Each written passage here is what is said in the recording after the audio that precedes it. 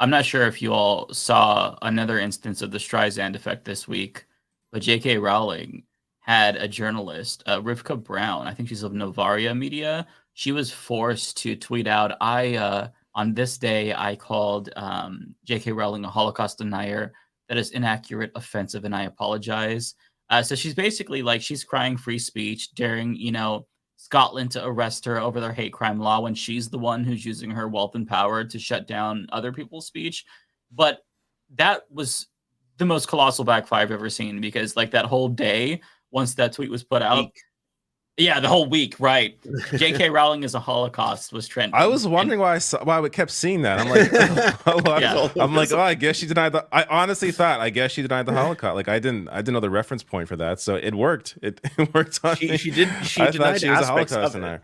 You can there say we that. go. Like, did you not see that, David, a while ago when JK basically? I don't follow her at all. I find her so fucking annoying. But even like her popping up in other news, like so she basically came out and tried to say that it was a fever dream that the Nazis did book burning or targeted trans people, and people were trying to point out to her right away, like the Institute of Sexology, run by Dr. Magnus Hirschfeld, who Hitler called the most dangerous Jew in Germany, was basically a mass targeting of LGBTQ plus folk, including obviously trans people. I think the first person who ever received bottom surgery in like history had gone to that institute.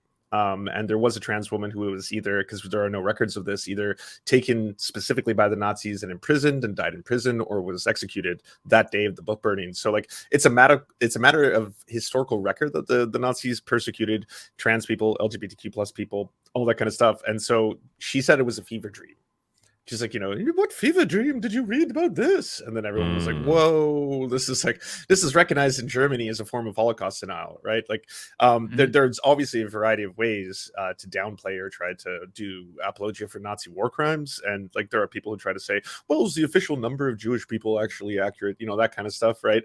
And then there's other people who are like, well, the Nazis didn't target disabled people. Yes, they did. The Nazis didn't target Roma people. Yes, they did. They didn't target gay men. Yes, they did. Right? Like there's a lot of history of all of that. They targeted a lot of groups. So yeah, she made it famous. She did more work promoting that than I think anyone else. Yeah, more people will know about that than ever before. So appreciate it, J.K. Rowling. And what I love is that she was so indignant too. Like when somebody told her about that, she's like, you just say something like this without doing any research. It's like, Jesus, like you are so embarrassing. On top of that, other news with J.K. Rowling, she was saying something to the effect of like, I won't forgive or I won't accept the apology. I won't accept an apology. She wants an apology. It's like, they're not apologizing, motherfucker. Yeah, she pre-rejected Daniel Radcliffe's apology. I was like, they didn't apologize to you though. Yeah, and Emma Watson too, right? And Emma Watson, you skip the step, Joanne. That's all I gotta say. I mean, come on, like it's crazy because like she tweets like somebody who like is so alone, so miserable, but she lives in a castle, and maybe she is alone in her castle, but like, I mean, you have to log off. If you look at her Twitter timeline, it is all trans people. It's genuinely absurd. It makes me think that like she has to have some issues with gender dysphoria or gender issues herself, because like the only reason why you think about it this much is because like you're trying to prove to other people something. Like it reminds, like I don't know if necessarily the same as like homophobes or tweeting she's like that.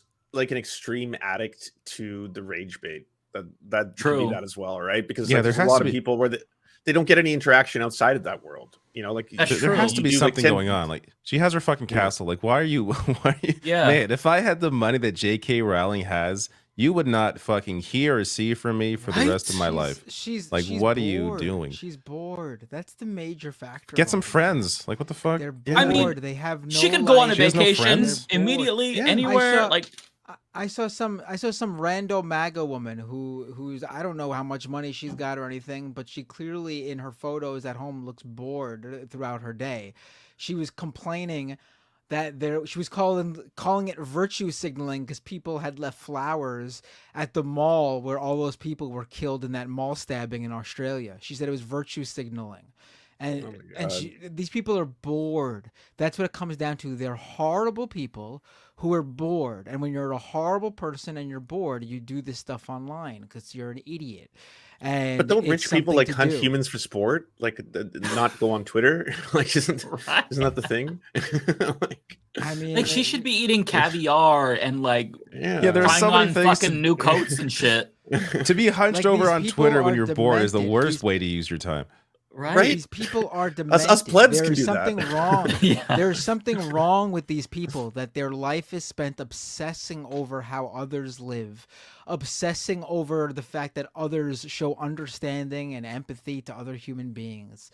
They can't understand it because they're bad people, but because they have nothing else going on in their life, instead of just doing, going to work or hanging out with their kids or their family, because they have nothing, their kids don't talk to them, or they never had any kids because nobody wants to talk with them to begin with, because they're horrible people, they're bored as fuck, and they have an outlet online to be pieces of shit because it passes the time. That is, I guarantee you, what 99% of these people explains 99% of what these people are.